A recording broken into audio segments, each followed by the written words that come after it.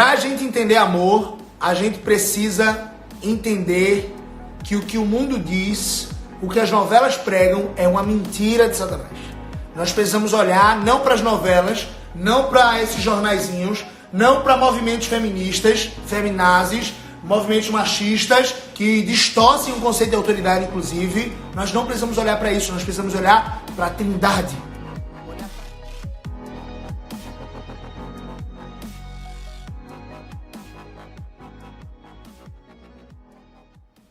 Sejam todos muito bem-vindos a mais um episódio aqui do Momento CBO, né? Momento CBO literalmente significa comunhão, Bíblia e oração. É um momento em que todos os dias eu entro ao vivo aqui no Instagram, às 7 horas da manhã, 6h50, para desenvolvermos a principal e mais importante área da sua jornada de construção de vida abundante. A principal área é o seu relacionamento com Deus. Esse relacionamento com Deus vai interferir em todas as outras áreas. Saúde, carreira, finanças, família, casamento, todas essas outras áreas são derivativos do seu relacionamento prático com Deus. Então, o intuito desse momento é nós expormos a Escritura. Eu sou Gabriel CBO, como vocês já sabem, como vocês já devem saber, e eu não sou pastor, eu não tenho o intuito de dar um sermão exatamente, mas você deve me considerar como um amigo, como um irmão que está compartilhando a palavra com você e está dividindo aqui um pouco desse conhecimento. Nós estamos estudando ao longo dos últimos episódios, que estão lá no YouTube, você pode conferir lá na playlist CBO. Nós estamos estudando o Evangelho de João, mas vez ou outra nós estamos no capítulo 3, versículo, acredito que é o versículo 13, mas vez ou outra vai acontecer uma coisa que nós vamos fazer hoje. Vez ou outra eu vou operar, né, essa continuidade do texto, da exposição do Evangelho de João, e nós vamos meditar em outro texto. Esse outro texto, hoje, estava meditando nele ontem, mas hoje esse outro texto é o texto de Gálatas, capítulo 5, versículo 22. Vamos ler com referência a palavra do Senhor que diz assim: mas o fruto do Espírito é amor, alegria, paz, longanimidade, benignidade, bondade, fidelidade, 23. Mansidão, domínio próprio. Contra essas coisas não há lei. Vamos ler de novo? Gálatas, capítulo 5, versículo 22 e 23. Mas o fruto do Espírito, Espírito aqui com E maiúsculo, significa que aponta para o Espírito Santo de Deus, é amor, alegria, paz, longanimidade, benignidade, bondade, fidelidade, mansidão e domínio próprio. Contra essas coisas não há lei. Eu quero me aprofundar aqui nesse conceito, sobretudo de amor. O que estava acontecendo aqui, né? Paulo, apóstolo Paulo, ex-Saulo, né? Ele era um perseguidor da igreja cristã no primeiro século, até que quando estava no caminho de Damasco, recebido ou incumbido da missão de prender alguns cristãos, lançá-los no cárcere, tratá-los mal. Ele tinha essa responsabilidade diante dos principais fariseus. Ele era um fariseu zeloso, né, que tinha aprendido aos pés de Gamaliel, que era conhecido como sendo um dos mestres mais famosos do farisaísmo na época, ali no primeiro século. E Paulo, depois que Cristo subiu aos céus, né, aos 33 anos ali do primeiro século, ele se torna um perseguidor desses cristãos. E no caminho de Damasco, quando ele estava indo para prender cristãos, Jesus aparece para ele e a sua comitiva, e ele simplesmente fica exaurido na sua força. Ele fica cego pelo brilho do fulgor da glória de Cristo. Ele diz assim, quem é, né? Ele fica com temor. É muito interessante. E aí Jesus diz assim, Saulo, sou eu, Jesus, a quem tu persegues. E aí ele tem uma conversa direta ali com Saulo, diz que os guardas que estavam na comitiva deles ficaram cegos, ficaram aqui escutando um barulho de trovão, ficaram aterrorizados, com medo. Imagine você, trovões bem reluzentes, estrondosos, bem perto de você. Meu Deus, e um brilho que cega mais do que a luz do sol, como se fosse o sol na sua força, diante dos seus olhos, bem perto, aquecendo você. Você fica em desespero. É muito interessante porque as Escrituras Sagradas, elas vão expor que todas as vezes que um homem Isaías, João, Paulo, se colocou Josué, se colocou Moisés, se colocou diante de Deus, diante do Deus verdadeiro, diante do Senhor de toda a glória, ali na pessoa de Cristo Jesus. Essa pessoa, esse ser humano não teve outra escolha que não se render, cair como tendo sido morto. Literalmente, tamanha glória e majestade de Deus, de Cristo. Então, a única reação que o ser humano tem diante do fulgor da glória de Cristo é cair em terra, é ficar aterrorizado, é ficar literalmente com medo.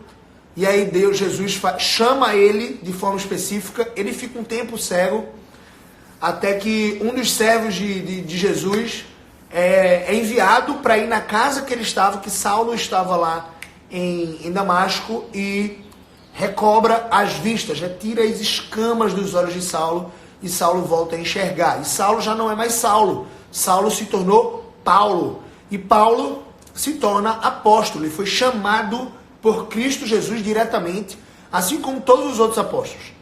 Todos os apóstolos da Escritura, e apóstolo significa que como que um embaixador, tá? O apóstolo, ele é um general de guerra, é mais ou menos isso. A figura militar do original grego aponta para um general de guerra. E o apóstolo, todos os outros apóstolos, 12, foram escolhidos diretamente por Jesus. E Paulo diz: eu, como nascido fora de tempo, o menor de todos os apóstolos, também fui chamado por Jesus. A confirmação do seu apostolado se dava porque Jesus tinha chamado ele.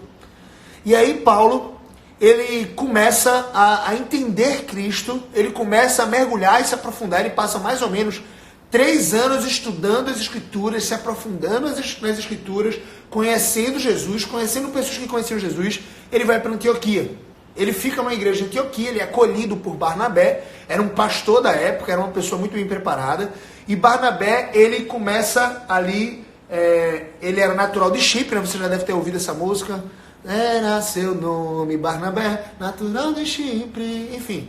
Ele era natural de Chipre, ele estava ali em Antioquia também. E na igreja de Antioquia era uma igreja muito frutífera, tinham líderes, né?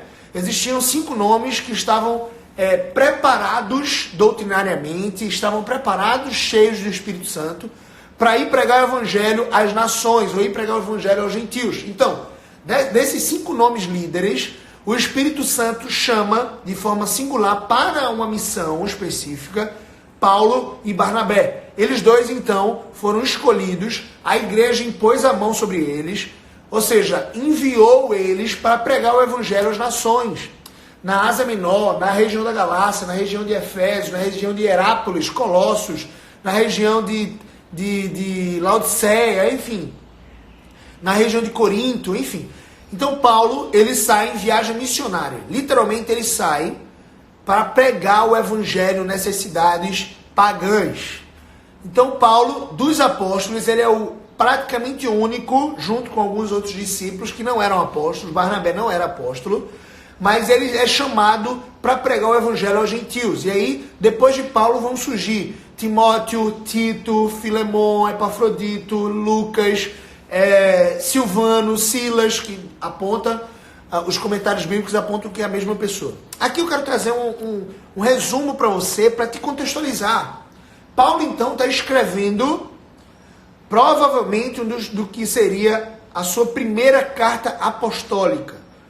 Nós temos no cânon sagrado, né, diversos livros do Novo Testamento que foram cartas escritas por Paulo. Só para você ter ideia o que Paulo produziu, né, segundo inspiração do Espírito Santo. O livro de Romanos é o livro logo depois de Atos dos Apóstolos, que vem logo depois dos 4 evangelhos. Então, o 6º livro, o livro de Romanos, é o 6º livro do Novo Testamento.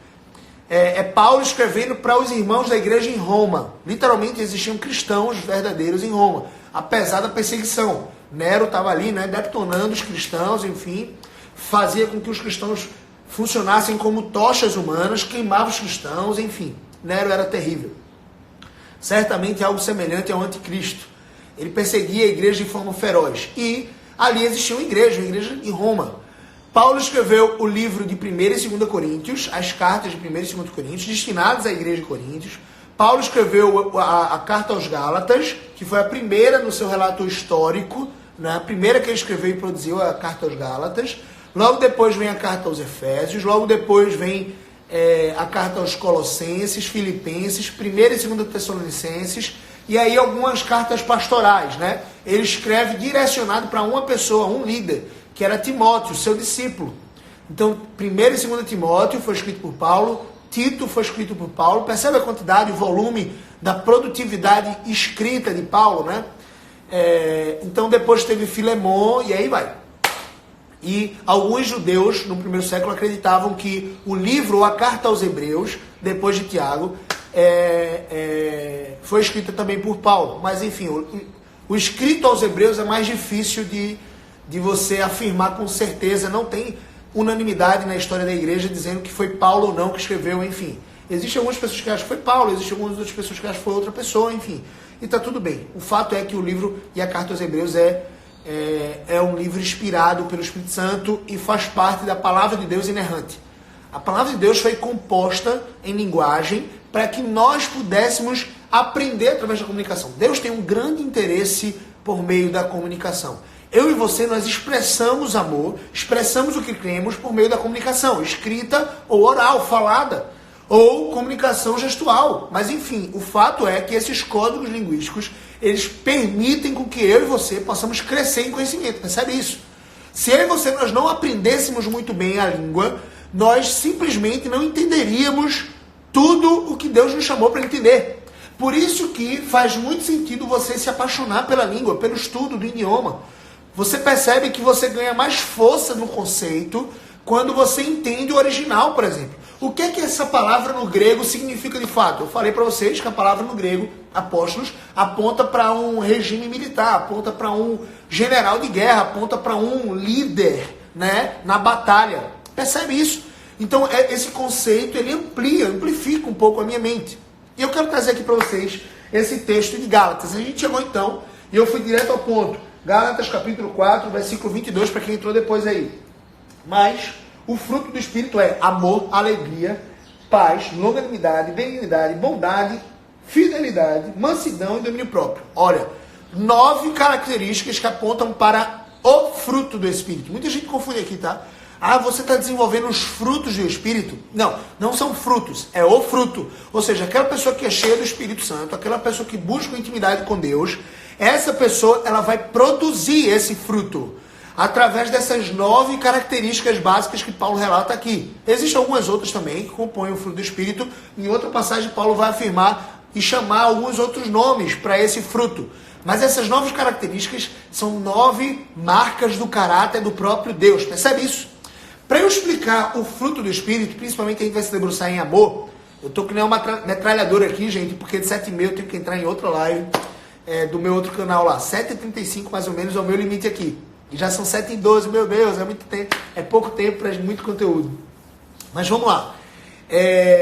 Conto com a colaboração de vocês, qualquer dúvida manda aí para a gente interagir um pouco, para a gente participar. O intuito é o aprendizado, tá? O intuito é que você saia daqui nutrido da palavra de Deus, entendendo um norte, um caminho para você buscar um pouco mais de intimidade com Ele. Então esse momento serve para isso. Então, nesse ponto aqui, olha que interessante. Para a gente entender o fruto do Espírito, nós precisamos entender o Espírito. Como assim, Gabriel? Quem é o Espírito Santo? Né? Quem é o Espírito Santo? Para a gente entender quem é o Espírito Santo, nós precisamos entender um pouco mais sobre quem é ou como se forma o ser de Deus. Tá? O ser de Deus. Nós não somos politeístas. Se você lembra lá dos seus aulas de história, politeísmo são os povos, politeístas, né? São os povos que creem em múltiplos deuses. Existem muitos deuses. Os gregos criam em muitos deuses. Os romanos, geralmente, não cristãos, criam em muitos deuses. Você vai ver muitos deuses no candomblé, muitos deuses em várias outras religiões. Mas o cristianismo, ele crê apenas em um Deus, ou seja, o cristão ele é monoteísta. Só que esse único Deus, ele se apresenta para nós em 3 pessoas diferentes e com funções distintas. Deus Pai, Deus Filho e Deus Espírito Santo. Percebe? Deus Pai, Deus Filho e Deus Espírito Santo. Eles formam o que nós conhecemos como a Trindade. A Trindade foi um conceito estabelecido pela igreja, né? Não tem nada nas Escrituras Sagradas dizendo assim, Deus é um Deus triuno, Deus é um Deus da Trindade. A Trindade se juntou para fundar o mundo. Não existe isso. Mas, como a Bíblia aponta sempre para Deus Pai, Deus Filho e Deus Espírito Santo, ele aponta, ele menciona, né? O próprio Jesus disse, para que o Espírito Santo desça e habite no coração de vocês, e console vocês, e ensine vocês tudo o que eu tenho ensinado, aplique no coração de vocês tudo o que eu tenho ensinado, é necessário que eu suba. Ou seja, para o Espírito Santo descer e aplicar a obra de salvação de Cristo Jesus no meu coração, era necessário que Jesus ressuscitasse dentre os mortos e fosse ao céu. Percebe isso? O que acontece, né, Gabriel? A gente, para entender amor, para entender o fruto do Espírito, a gente precisa entender sobre Trindade. Primeira coisa que você precisa entender é que essas três pessoas são da mesma substância, ou seja, elas fazem parte de um único Deus, elas são um único Deus. Então é muito importante a gente deixar claro isso. As três pessoas da Trindade são dignas de honra e glória.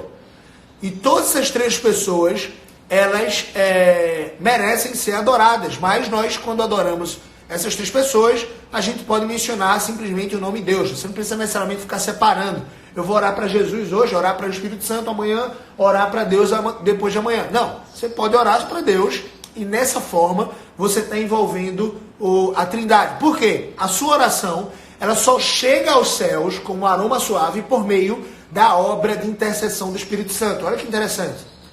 Você só pode fazer uma petição e ser atendido se você fizer com interesse no nome de Jesus. Olha que interessante. E você geralmente direciona a sua oração para Deus Pai, no seu amor, na sua soberania, no seu governo. Nessa Trindade aqui, cada uma pessoa dessa Trindade possui uma função. Olha que interessante para a gente. Dessa relação aqui, você vai entender todas as relações da raça humana. Se você quer experimentar a mais íntima e mais forte relação humana, você precisa se tornar semelhante a essa relação. Você precisa entender essa relação da Trindade e você precisa se tornar semelhante a ela, ou crescer nessa semelhança. Percebe?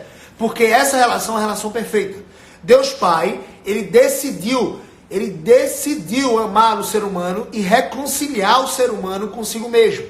Nós aprendemos ontem que estávamos separados de Deus. Somos, por natureza, inimigos da cruz de Cristo. Estávamos caindo no abismo, foi essa ilustração que eu trouxe ontem, e nós queremos continuar caindo no abismo, que vai nos conduzir para o inferno. Nós não queremos, de forma natural, que Deus resgate a gente. Não queremos. Por isso que tudo que eu e você fazemos, geralmente, é de encontro a Deus. É para transgredir a Deus. É para pecar. Nós cometemos pecado todos os dias. Basicamente é isso. Em palavra, em omissão, em ação, em pensamento, nós pecamos. Nós muitas vezes estamos destituídos dessa glória. Só que esse Deus, ele amou a gente. Ele amou o ser humano, e alguns de forma específica, a ponto de decidir se reconciliar com o ser humano. Para isso acontecer, era necessário que o Filho, olha aí, Deus Filho, qual é a função dele, né? A função de Deus Filho é permitir, é criar o caminho, é ser o caminho de reconciliação. Sem o sacrifício de Cristo Jesus na cruz, eu e você não poderíamos ter comunhão com Deus. Anota isso. Eu e você não poderíamos estar aqui desenvolvendo um relacionamento íntimo com Deus nesse momento CBO, de comunhão, Bíblia e oração, se Jesus Cristo não tivesse vindo. Ah, Gabriel, e como é que acontece antes de Jesus? Tudo que acontece antes de Jesus, de Gênesis a Malaquias, aponta para Jesus. Aponta para o sacrifício perfeito de Cristo na cruz. O sacrifício substitutivo, a gente ao longo desses últimos episódios explicou um pouco sobre esse tipo de sacrifício, né? Como Jesus substitui juridicamente a culpa do nosso pecado e permite com que eu e você sejamos perdoados. Nós os que cremos, para deixar muito claro, nós os que cremos e nos arrependemos em Cristo. Cremos no seu nome, na sua salvação, e nós que buscamos viver uma vida longe do pecado. Ou seja, a diferença de um cristão para um não cristão, de uma pessoa que vai para o céu para uma pessoa que não vai para o céu, é uma fé. E fé que conduz para arrependimento. O não cristão, ele não vai se arrepender de nada. Ele não está pecando contra ninguém, ele veio do macaco ou algo do tipo. O cristão, ele vai pecar sim, assim como o não cristão, muitas vezes, só que ele vai procurar esse arrependimento. E arrependimento não significa chorar simplesmente. Arrependimento significa mudança de vida. Ou seja, eu cometi esse pecado e eu procuro me arrepender dele. Por mais que seja difícil, eu tenho que abandonar esse pecado e buscar novas obras. Percebe isso? Então, nessa relação aqui, Deus Filho, ele opera a salvação. Ele opera a salvação. A salvação do ser humano A reconciliação com Deus só se dá por meio da obra de Jesus Cristo. A morte, crucificação cruenta de Cristo, a morte substitutiva dele e a sua ressurreição. Se ele não ressuscita, nós não temos esperança. Mas ele ressuscitou, ele venceu a morte, nosso principal inimigo. Ele triunfou sobre principados e potestades. Ele entrou nos céus e tomou com direito adquirido o livro da mão direita de Deus Pai e começou a desatar os selos. Percebe isso? É a ilustração de Apocalipse. E quem é Deus Espírito, Gabriel? O que ele faz? Qual a função dele? A função de Deus Espírito é habitar no coração do cristão.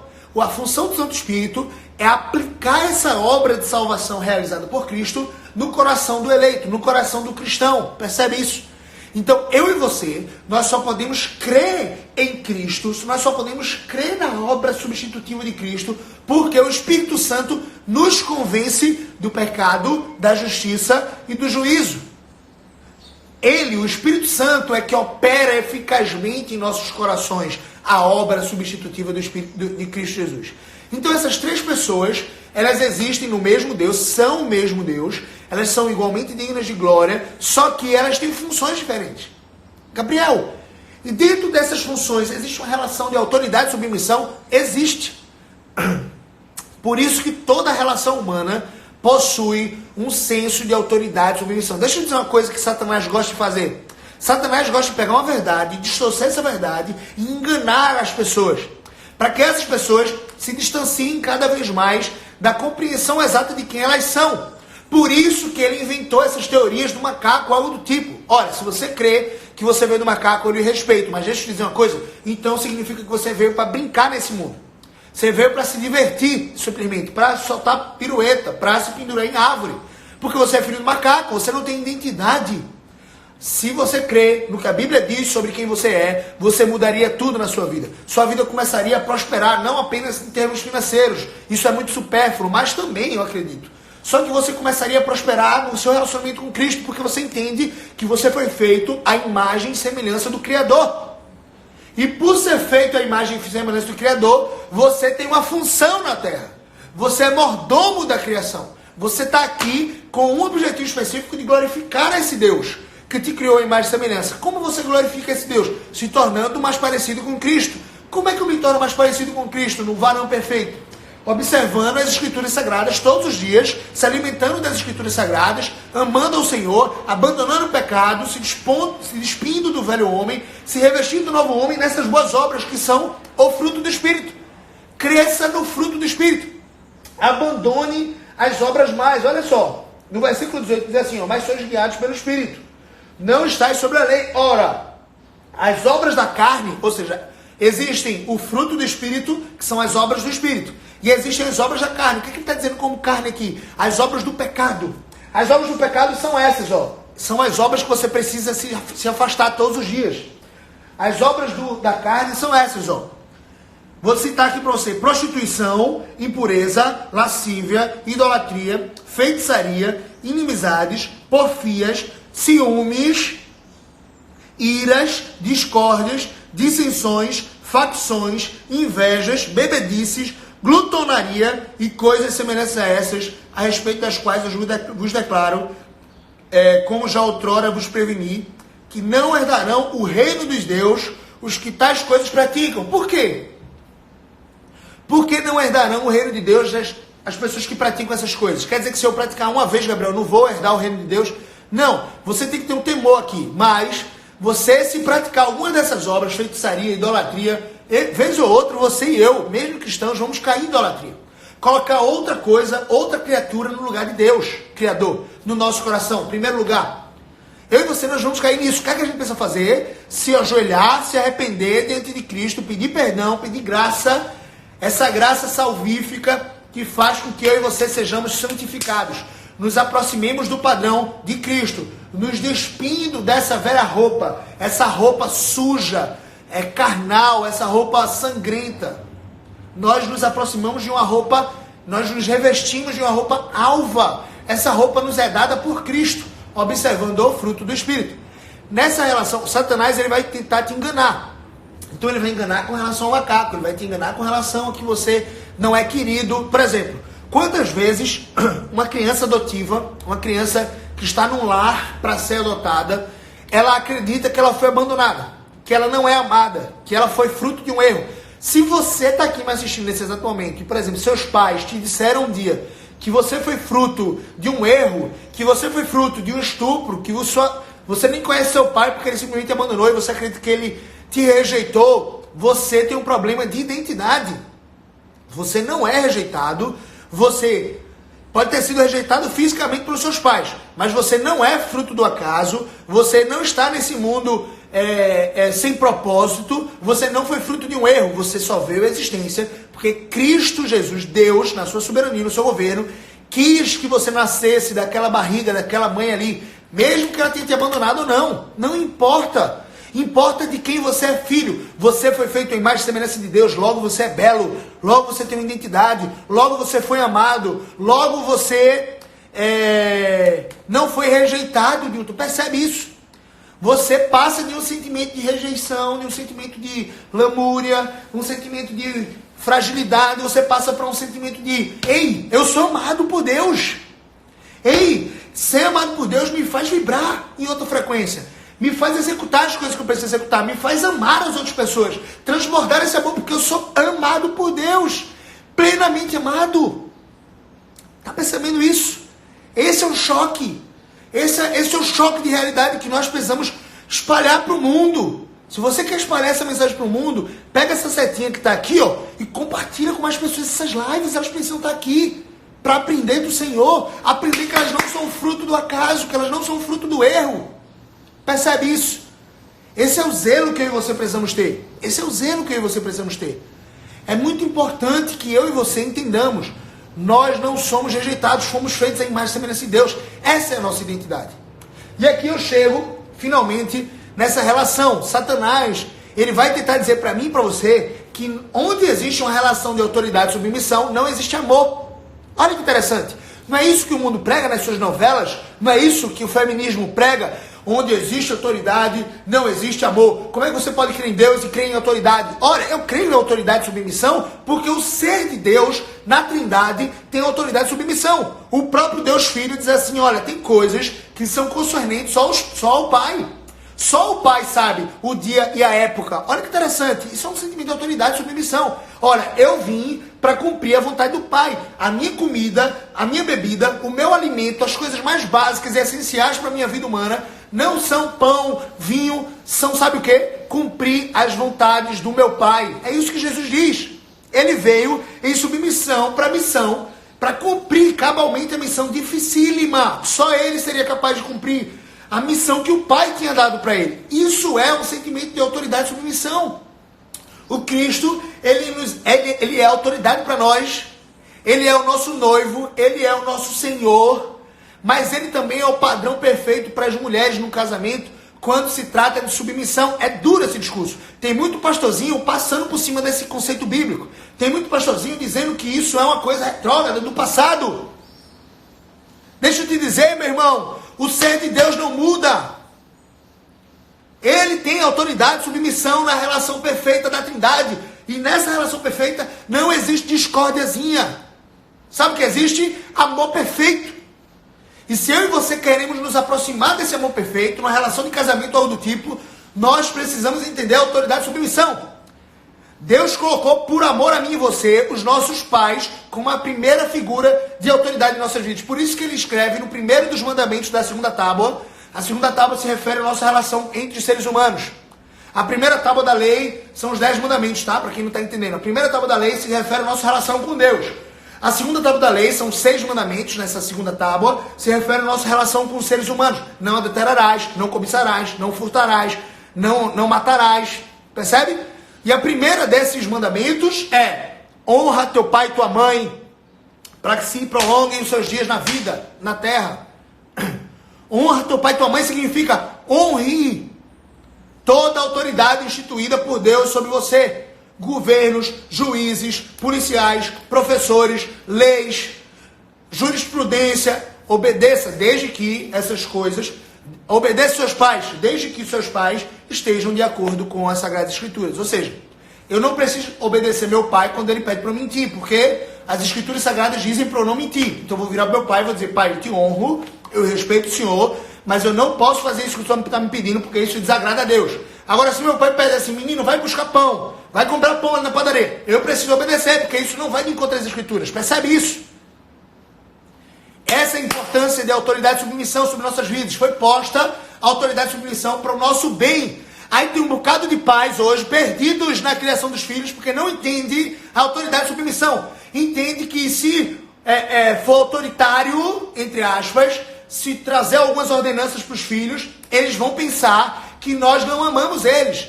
Então você conversa com sua esposa e diz assim, eu acho que a gente precisa ser um pouco mais brando. Olha, ser autoridade não é ser autoritativo ou ditador. Primeiro que o nosso maior senso de autoridade é Cristo Jesus. Ele é a autoridade sobre nós. O que ele fez conosco? Ele lavou os pés dos discípulos. Ele lavou o pé da igreja, os pés da igreja. Literalmente, isso é uma função para o servo. E ele diz assim, ó, se eu sendo o Senhor lavei os pés a vocês, quanto mais vocês devem lavar os pés dos outros. Lavar o pé aqui é um senso de serviço. Então a autoridade, o amor de autoridade, a responsabilidade de quem é a autoridade na sua vida, tem o objetivo de servir. Não é assim que nossos pais fazem conosco? Nos servem. Eles trabalham, pagam a escola. Trabalham, pagam o nosso alimento. Trabalham e pagam o nosso plano de saúde. Isso é serviço. Autoridade. Então, para a gente entender amor, que é a primeira marca do fruto do Espírito, a gente precisa entender quem é o Espírito. O Espírito Santo é o que aplica a obra de salvação no meu e no seu coração. É aquele que, com gemidos inexprimíveis, intercede por mim e por você na nossa oração. Sabe que eu e você, nós não sabemos orar como convém? A palavra de Deus diz que nós não sabemos orar como convém, orar como agrada a Deus. Nós oramos muitas vezes, se é que oramos, de forma ineficiente, ineficaz. Sabe quem é que torna possível a nossa oração chegar a Deus? O Espírito Santo, que intercede por mim e por você com gemidos inexprimíveis. É isso que a palavra de Deus diz.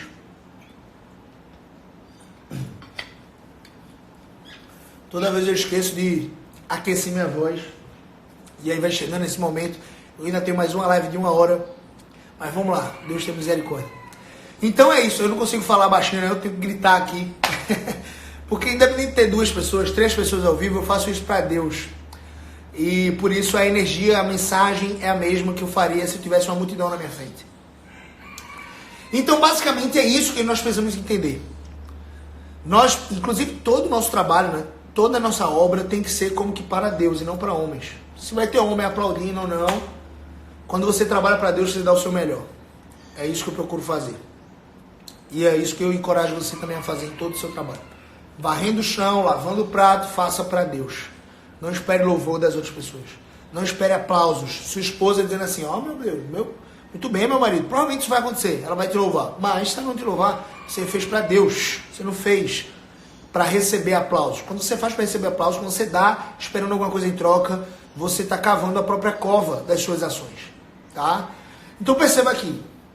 Nós precisamos entender a autoridade e submissão.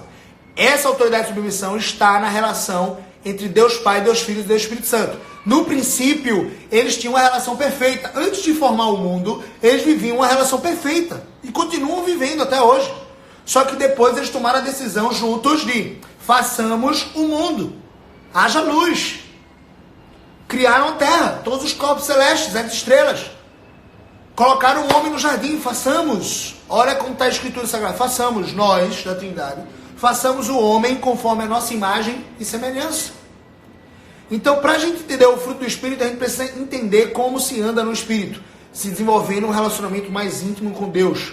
Buscando através das Escrituras todos os dias, lendo a Bíblia todos os dias como um alimento sólido, de manhã e de noite, orando, procurando entender. Não adianta só ler a Bíblia. Tem que ler a Bíblia e meditar, mastigar os conceitos. Tem que entender. Ah, Gabriel, mas eu tenho dúvida, eu não entendi esse texto. Anota a sua dúvida. Tira com alguém mais experiente. Manda mensagem aqui para mim, eu vou ter alegria de te responder. Na minha limitação, eu vou ter alegria de te responder. Deixa eu te dizer uma coisa. Para a gente entender amor, a gente precisa entender que o que o mundo diz, o que as novelas pregam, é uma mentira de Satanás. Nós precisamos olhar não para as novelas, não para esses jornaizinhos, não para movimentos feministas, feminazes, movimentos machistas, que distorcem o conceito de autoridade, inclusive, nós não precisamos olhar para isso, nós precisamos olhar para a Trindade, olhar para Cristo na sua relação com Deus Pai, na sua relação com o Deus Espírito Santo. Entendendo o que o Espírito Santo faz e entendendo que nós somos chamados a amar, eu e você precisamos entender que a partir desse conceito de autoridade e submissão, eu e você, nós podemos caminhar numa relação de amor. E amor não é simplesmente eu achar que é um sentimento. Amor é uma decisão. Deus nos convoca, porque Ele nos amou, Ele nos convoca a amar o nosso próximo. E aqui eu vou trazer um conceito bem rápido, está lá em 1 João, que diz assim, capítulo 4, né? 1 João, primeira epístola de João, finalzinho do Novo Testamento, capítulo 4,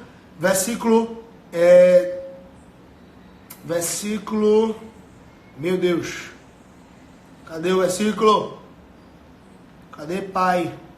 Versículo 10, capítulo 4, versículo 10. Nisto consiste o amor, não em que nós tenhamos amado a Deus, mas em que Ele nos amou e enviou o seu Filho como propiciação para os nossos pecados. Olha que interessante.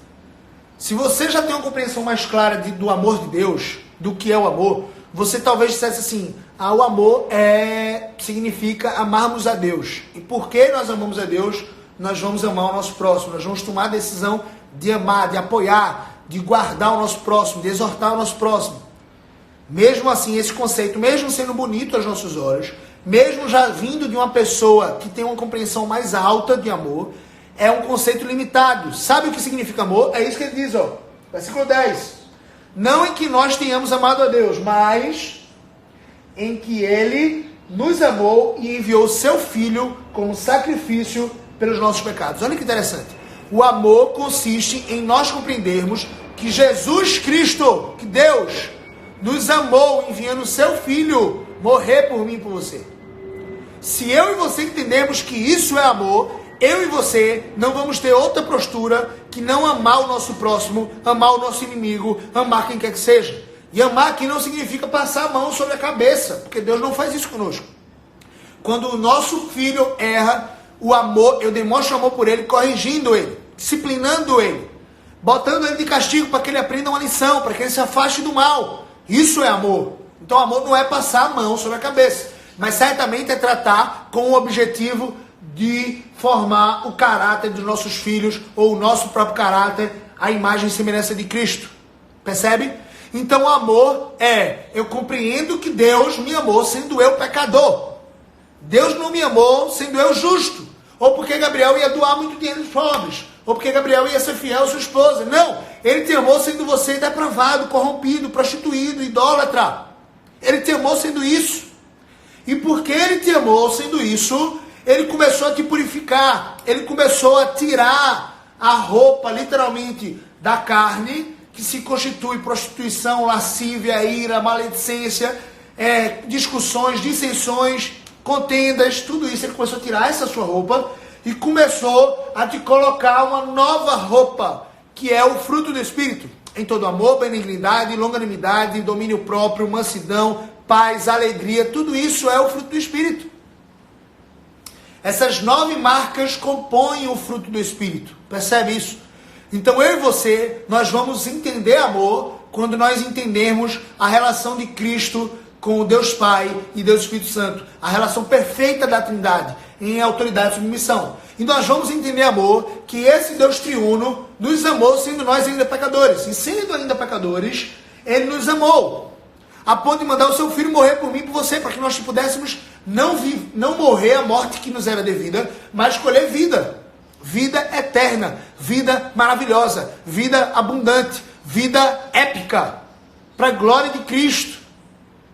E nessa relação, a partir do momento que eu descubro que eu fui amado, mesmo sem merecer coisa alguma, mesmo sem ser justo, mesmo continuando pecador e sendo pecador, mesmo não querendo que Deus me amasse, nenhum homem que é amado por Deus quer que Deus o ame. Você vai perceber que muita gente que não está aqui nessa live, que não crê em Cristo, não quer que Cristo ame ele. Eu não quero, porque eu não creio. Rejeita literalmente. Eu e você, nós éramos assim.